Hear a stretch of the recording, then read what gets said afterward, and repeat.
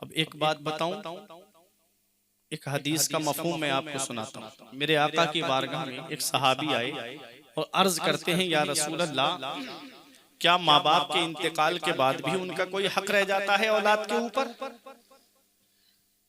माँ बाप दुनिया से चले जाएं तो क्या उनका कोई हक है जो औलाद के ऊपर रह जाता है? बर रिवायत मुख्तलिफ नबी ने फरमाया, हाँ, 4 हक हैं कि औलाद के ऊपर बाकी रह जाते हैं। आला हजरत ने पूरा एक रिसाला लिखा, इकरामे वालिदैन। जितने हुकूक और हैं वो सब इन्हीं 4 के जिम्न में आते हैं। ये उलमाए किराम तशरीफ फरमा है, इनकी मौजूदगी में और आले रसूल तशरीफ फरमा है। ये ईसाले सवाब की महफिल है। मेरे आका ने फरमाया, हाँ, 4 हक हैं माँ बाप के इंतकाल के बाद जो औलाद के ऊपर बाकी रहते हैं।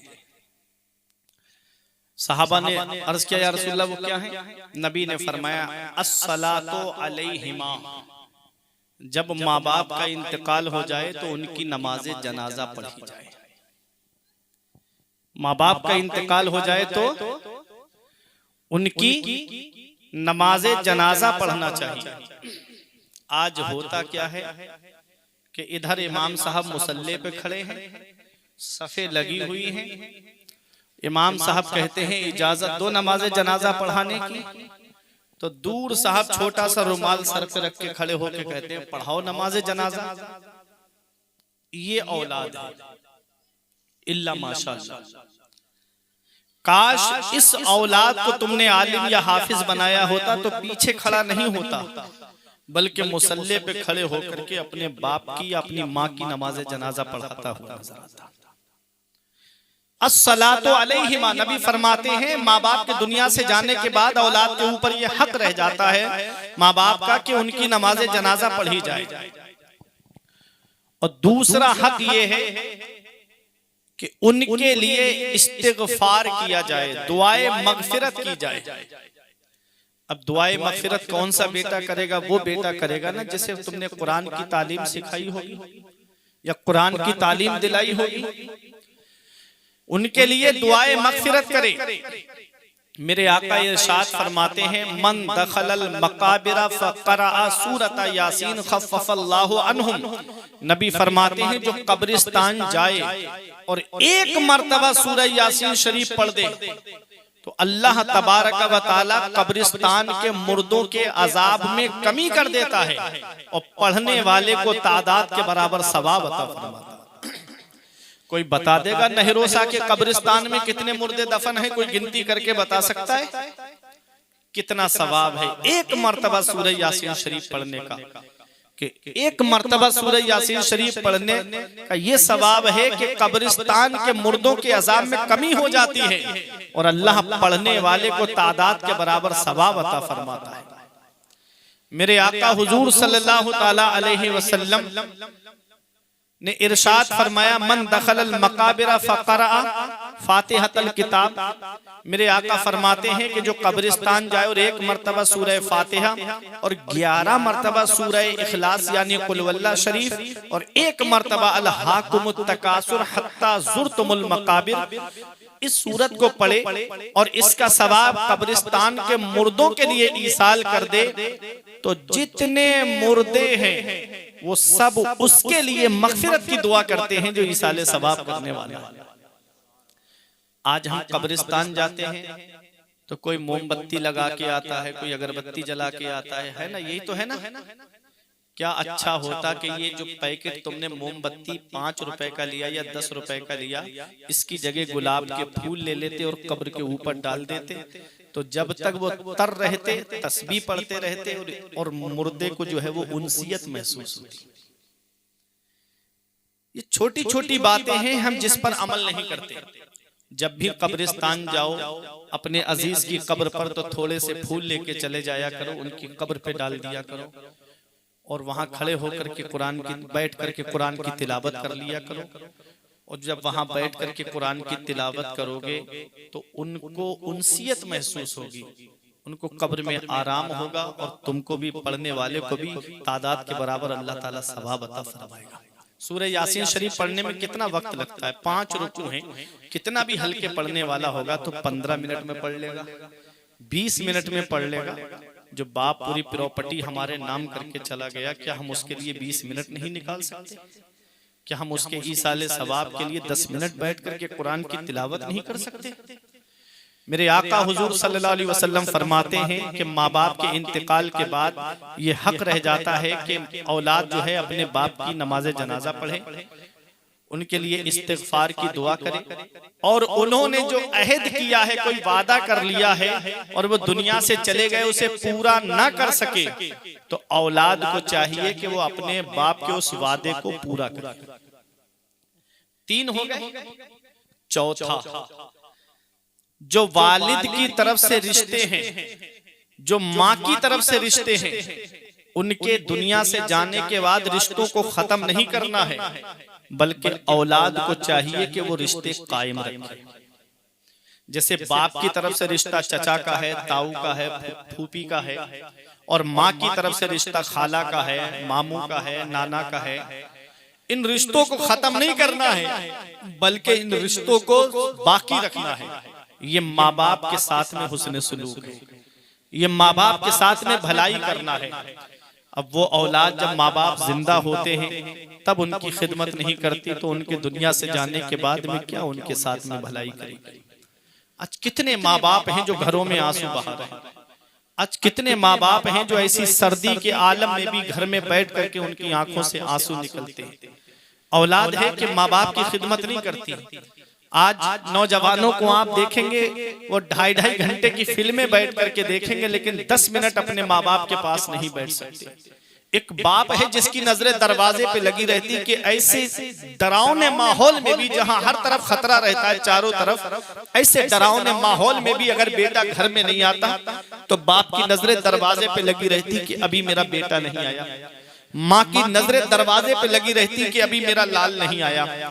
और फोन करके पूछे तो बेटा कहता क्या माँ परेशान करती है, मेरे भी तो शौक अरमान है, मैं दोस्तों के साथ घूमने के लिए निकला हूँ, आ जाऊंगा। आज जिस माँ का फोन तुम्हें अच्छा नहीं लगता, आज जिस बाप का तुमको फोन अच्छा नहीं लगता, एक दिन आएगा नौजवानों के कोई खैरियत लेने वाला तक नहीं होगा। एक दिन ऐसा आएगा कि कोई तुमको फोन करके ये तक मालूम करने वाला नहीं होगा कि तुम कहाँ पहुंचे।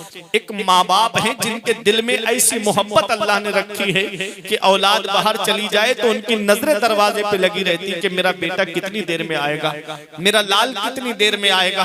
कभी नौजवानों तुम्हें ये लगे ना मेरे बाप ने मेरे लिए क्या किया है, तो उनके करीब बैठ करके उनकी सफेद दाढ़ी की तरफ थोड़ी देर देखा करो, उनके चेहरे की झुर्रियों की तरफ देखा करो, उनके हाथ की सिलवटों की तरफ देखा करो, उनके हाथ की लकीरों की तरफ देख लिया करो। आज उनके करीब बैठ करके जब आप देखोगे तो उनके चेहरे की लकीरें कुछ पैगाम देंगी, उनकी ये दाढ़ी के सफेद बाल तुम्हें कुछ पैगाम देंगे, उनके हाथों की ये लकीरें तुम्हें कुछ पैगाम देंगी।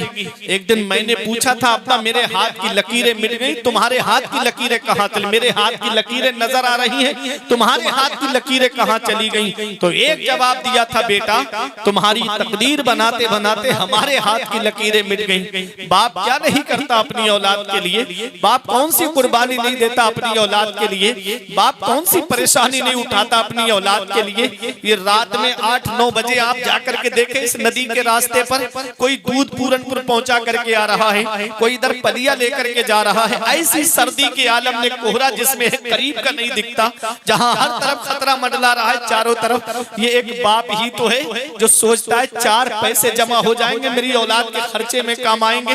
कोई दिल्ली कमाने जा रहा है, कोई बेंगलोर कमाने जा रहा है, अरे कोई मुंबई कमाने जा रहा है, कोई बाहर कमाने के लिए जा रहा है, कोई बेंगलोर कोई कर्नाटक कमाने के लिए जा रहा है, कोई एमपी कमाने के लिए जा रहा है।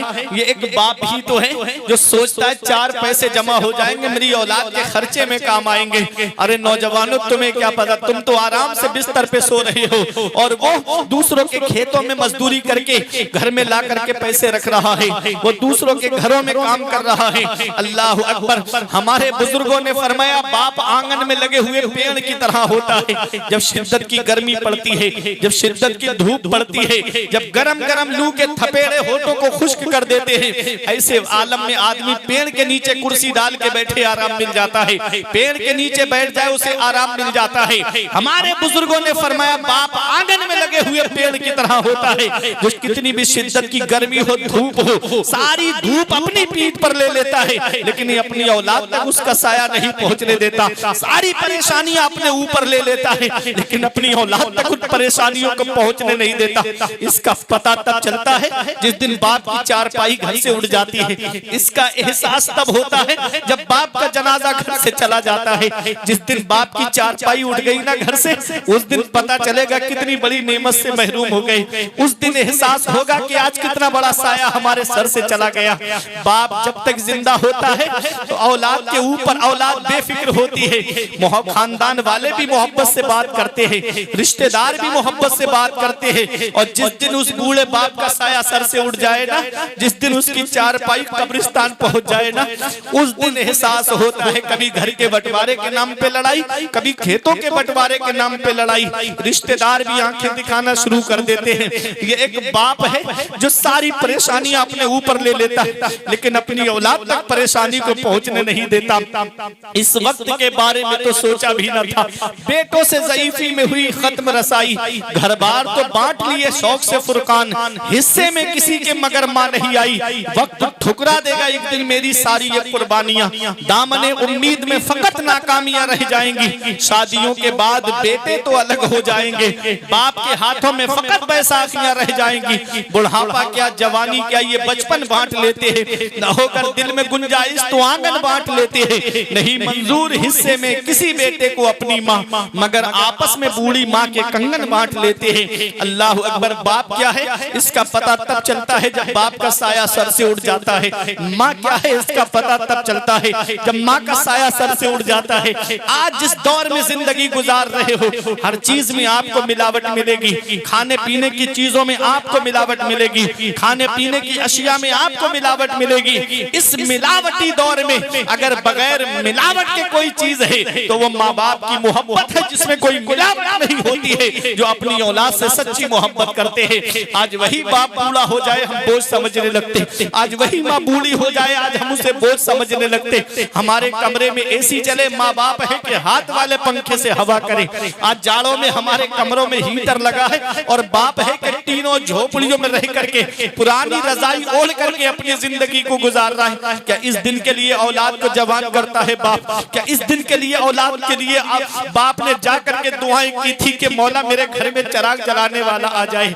आज वही औलाद अपने बाप की कदर नहीं करती। मौलाना रूम फरमाते हैं पहली मोहब्बत है माँ बाप की जो दुनिया में बदला मांगती है। अगर तुम अपने माँ बाप के साथ भलाई करोगे तो तुम्हारी औलाद तुम्हारे साथ भलाई करेगी। अगर तुमने अपने माँ बाप के साथ भलाई नहीं की तो बुढ़ापे में ये उम्मीद लगा के मत बैठना कि तेरी औलाद तेरा सहारा बन जाएगी। आका के वसीले से कभी तो नमाज से, आका के वसीले से कभी तो नमाज से, औलाद माँ ने मांगी थी बंदा नवाज से। अब्बा की आंख का जो चश्मा ना ला सके, मैयत पे आ रहे हैं हवाई जहाज से। ये हाल है आज की औलाद का कि बाप एक एक पैसे के लिए परेशान है, माँ एक एक पैसे के लिए दुखी बैठी है।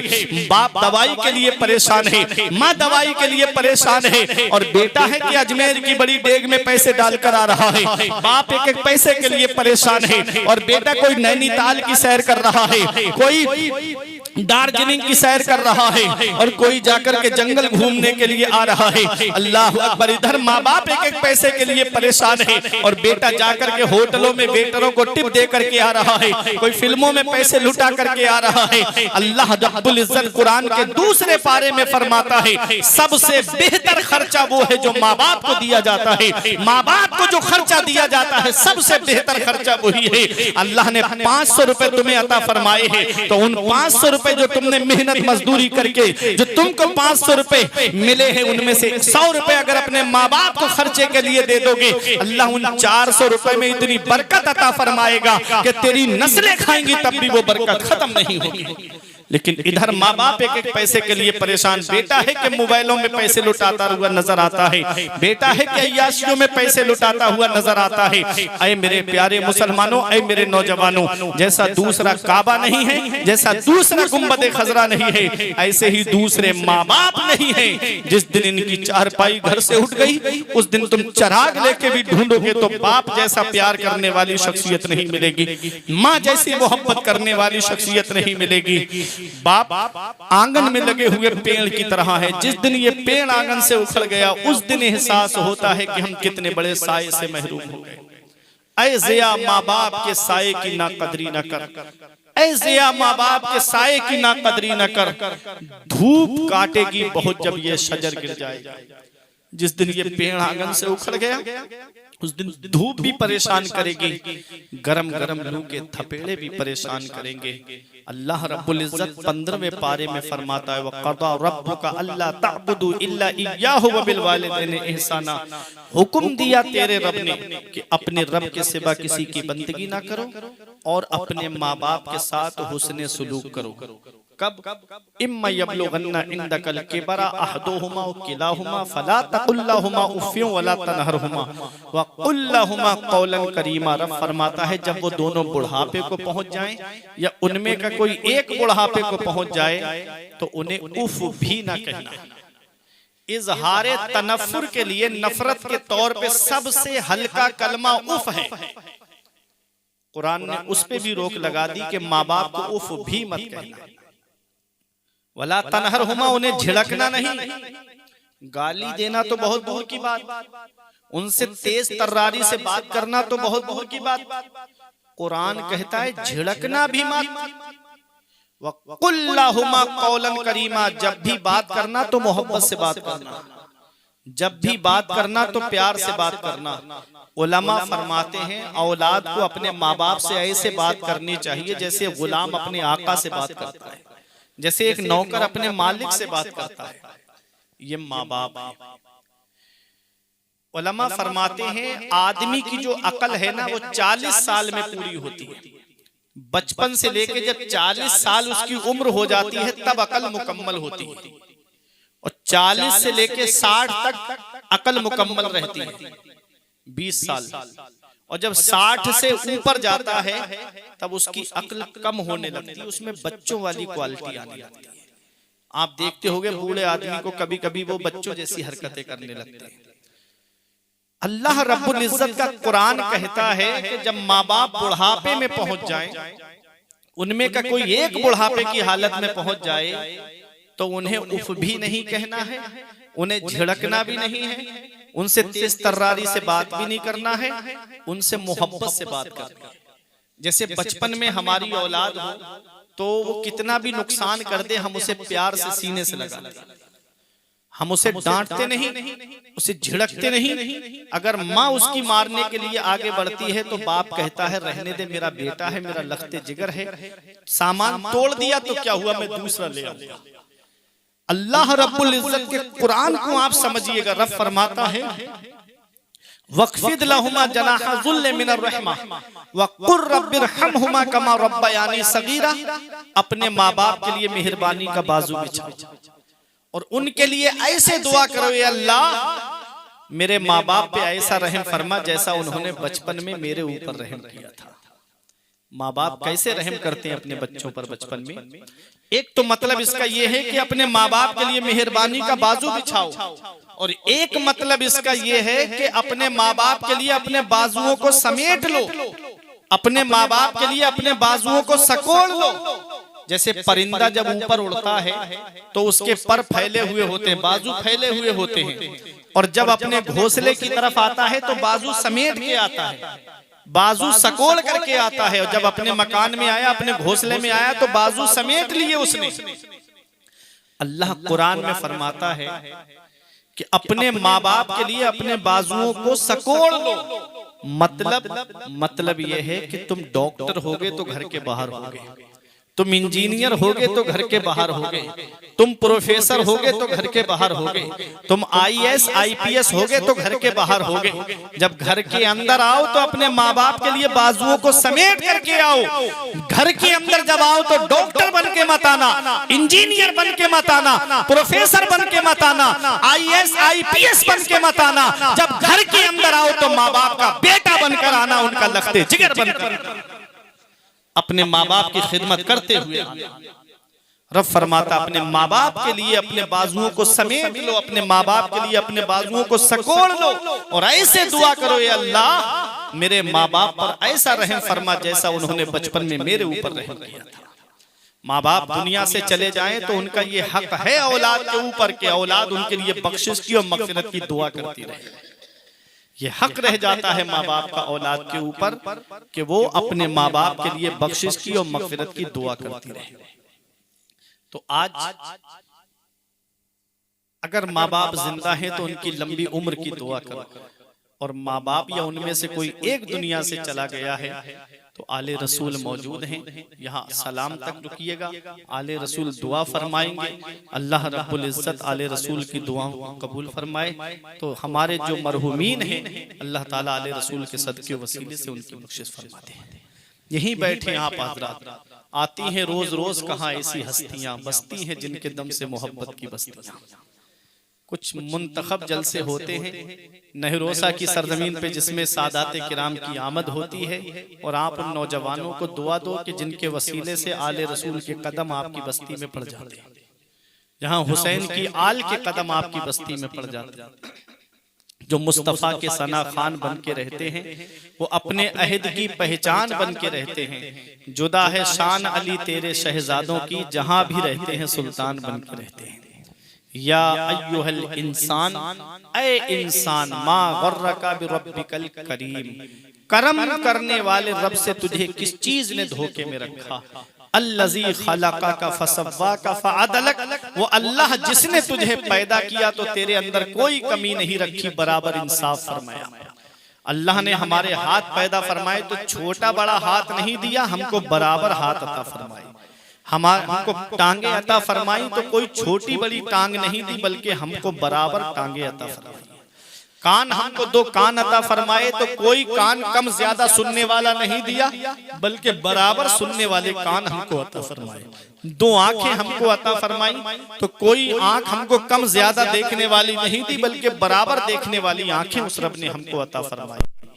उस रब ने कान दो दिए, आंखें दो दी, हाथ दो दिए, पैर दो दिए, जुबान एक दी और दिल एक दिया।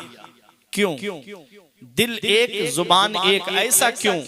इस जुबान से अल्लाह की पाकी बोलना है और इस दिल में नबी की मोहब्बत को बसाए रखना है। खुदा एक पर हो तो एक पर मोहम्मद, अगर कल्ब अपना दोबारा करूं मैं, हबीबे खुदा का नजारा करूं मैं, दिलो जान उन पर निसारा। मैंने एक हदीस पाक में पढ़ा था मिशकात शरीफ की, मेरे आका फरमाते मैं युरिदिल्लाहु खैरन युसब मिन्हु, अल्लाह जिससे भलाई का इरादा फरमाता है उसे आजमाइश में मुब्तला फरमाता है। अल्लाह रब्बुल इज्जत जिससे भलाई का इरादा फरमाता है, मेरा रब चाहता है मेरा ये बंदा गुनाहों से पाक साफ होकर के मुझसे मिले, तो मेरा रब उसको आजमाइश में मुब्तला करता है। वो आजमाइश चाहे बीमारी की हो, चाहे किसी तकलीफ की हो, क्योंकि जब इंसान को कोई तकलीफ पहुंचती है तो वो अपने रब को ज्यादा याद करता है। खुशहाली में इतना याद नहीं करता जितना इंसान तकलीफ में अपने रब को याद करता है। एक हदीस कुदसी मैंने पढ़ी थी, हदीस कुदसी उसे कहते हैं कि फरमान खुदा का हो, जुबान मुस्तफ़ा जाने रहमत की हो।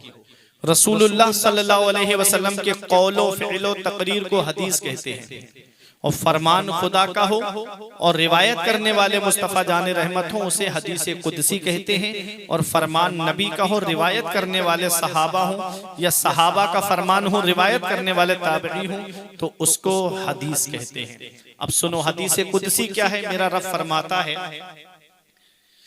कि मेरे बंदों में से जब किसी बंदे को कोई मुसीबत पहुंचती है, मेरे बंदों में से मेरे किसी बंदे को कोई मुसीबत पहुंचती है, फी बदनिही व मालिही व वलदिही, उसके बदन के एतबार से, यानी कोई बीमारी उसको लग गई, कोई तकलीफ उसको हो गई, या उसके माल के एतबार से कोई आजमाइश पहुंची, कोई मुसीबत पहुंची, खेती तैयार थी, सैलाब आई, हिलाक हो गई, या उसकी औलाद के एतबार से कोई तकलीफ उसको पहुंची, मुसीबत पहुंची, जवान औलाद का इंतकाल हो जाता है, बच्चों का इंतकाल हो जाता है।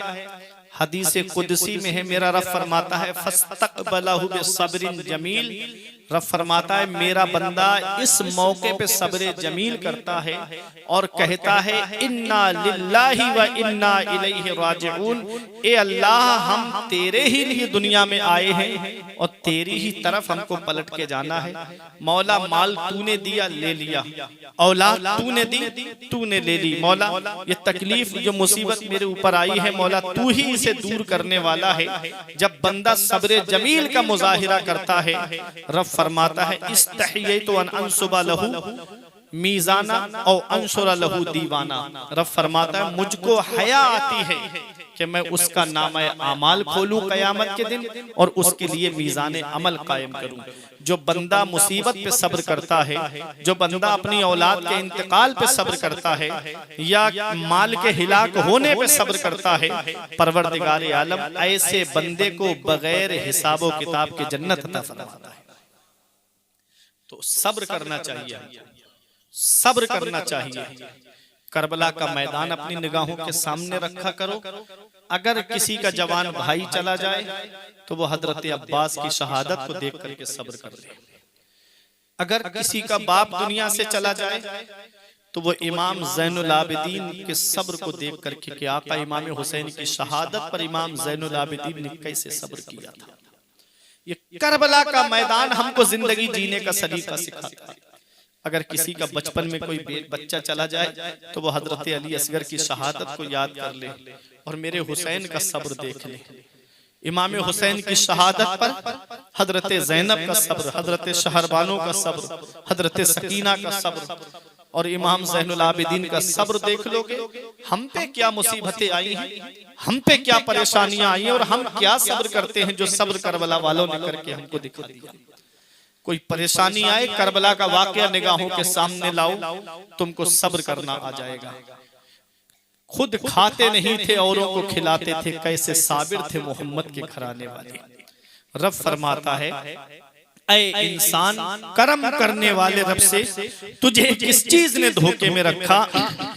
अल्लज़ी खलक़का फसव्वाका फअदलक, वो अल्लाह जिसने तुझे पैदा किया तो तेरे अंदर कोई कमी नहीं रखी। फी अय्य सूरतिन मा शाअ रक्कबक, अल्लाह ने जिस सूरत में तुझको चाहा उसमें तरकीब दिया।